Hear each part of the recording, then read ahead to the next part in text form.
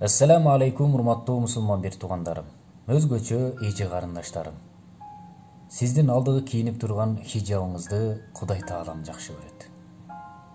Сизге Кудай Таала ушунчалык өмүр берсин. Сизге бакыт берсин.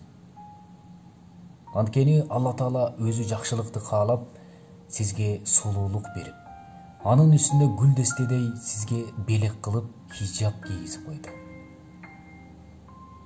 Канчалаган инсандар мына ушундай бактылуулукка жете албай жүрүшөт. Өзү макул болуп кийейин десе, ата-энеси макул болбойт. Ата-энеси макул болуп кий десе, өзү макул болбойт. Кыскасы, ага Кудай Таала мына ушул хидаятты, мына ушул белекти бербей калды.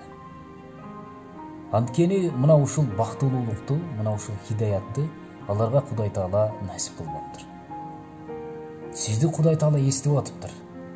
Кандай гана жагымдуу, кандай гана мусулмандын аялынын сыпаттап турасыз. Сиздин алдыгы кийип турган хижабыңыз жүрөгү бузук, пас адамдардан болгон, адамды өлтүрө турган уулуу көз караштардан коргоп, эркектин бузукулук, аңгилик нафсинен сактайт. Ошондуктан Кудай Таала көргөзгөндөй так кийинип, хижаб менен күрөшкөн сатылма акчанын кулдары, хижабтын улуулугун, маанилүүлүгүн төмөндөткүсү келген жанагындай пропагандаларга алдырбаңыз. Анткени аларды Кудай Таала ачык эле айтып койгон. Ниса сүрөсүндө айтат: "Ал эми кумар ышкынын артынан түшкөн адамдар болсо, экинчи кайткыс болуп, ак жолдон бурулуп кетишиңерди каалайт" дейт. Демек, алардын максаты сизге зыян жеткирүү гана эле экен. Андан башка эч кандай максаты жок. Алар сизге зыян каалайт. Сиздин ачылып, чачылып жүрүшүңүздү каалайт. Анткени кайсыл бир элдин, кайсыл бир коомдун аялы ачык жүрө турган болсо, ал коомдун эркектери алсыз болот.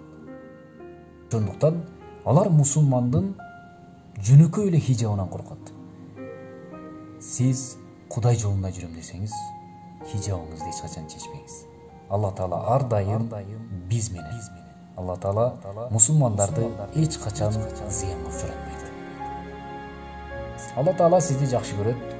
Эч качан жамандык келбесин. Ар дайым бактылуу болуңуздар. Сиздерди Кудай Таала колдосун. Өмүрүңүздөргө өмүр кошсун, өмүрүңүздөргө береке берсин. Мына ушул сизге окшогон ыймандуу кыздарды тарбиялаган ата-энеңизге алкыш болсун.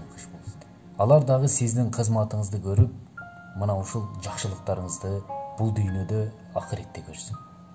Бактылуу болуңуздар. Эч качан жамандык келбесин. Эч качан жамандык көрбөңүздөр. Алла Таала ар дайым бактылуулугун сиздерге